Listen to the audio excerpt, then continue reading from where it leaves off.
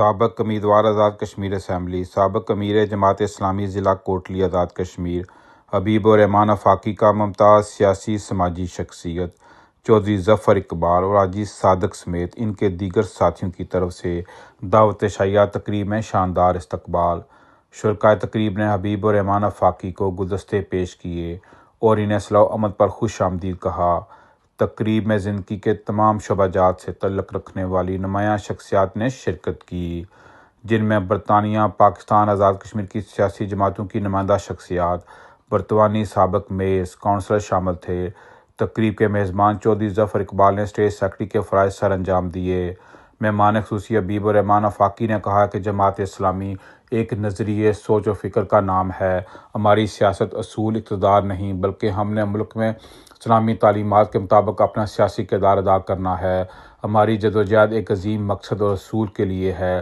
تقریب سے اسلحہ کے سابق میئر چودھری شفیق اور محمد نذیر سمیت چودھری منور چیچی، ایاز صادق، حافظ محفوظ سمیت دیگر نے اظہار خیال کرتے ہوئے مہمان خصوصی حبیب الرحمان آفاقی کے مثبت سیاسی کردار کی تعریف کرتے ہوئے انہیں صلاح و امن پر خوش آمدید کہا۔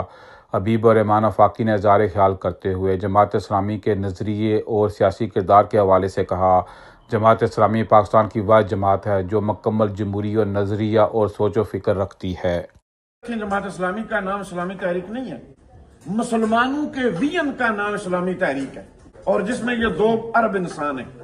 اسلامی تحریک کی بنیاد سیدنا آدم علیہ السلام نے رکھی اور اس کی تکمیل رسول اللہ نے کی، خاتم النبیین نے۔ صرف جماعت اسلامی ہے جس کے امیر کا انتخاب ہوتا ہے دنیا میں۔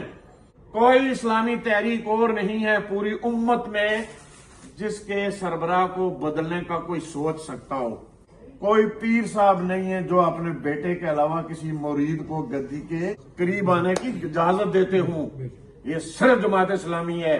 50 سال پہلے کی اگر بات کریں تو الحمدللہ ہمارے اباء نے جس کسی نے خیر میں جتنا حصہ ڈالا ہے اس کا آج آپ سب کو فائدہ ہے، مگر کبھی ہم نے یہ بھی سوچا ہے کہ ہم کیا کہہ رہے ہیں، کر رہے ہیں آنے والی نسلوں کے لیے۔ شرکائے تقریب نے اس عزم کا اظہار کیا کہ اوورسیز پاکستانی اور کشمیری بیرونی دنیا میں بلا تفریق و تقسیم قومی اور اجتماعی ایشو پر مل کر کام کریں گے اور ملک پاکستان اور تحریک آزادی کشمیر کے مفاد کو ہر چیز پر مقدم رکھیں گے۔ اورنگزیب چودھری، سلاؤ، لندن۔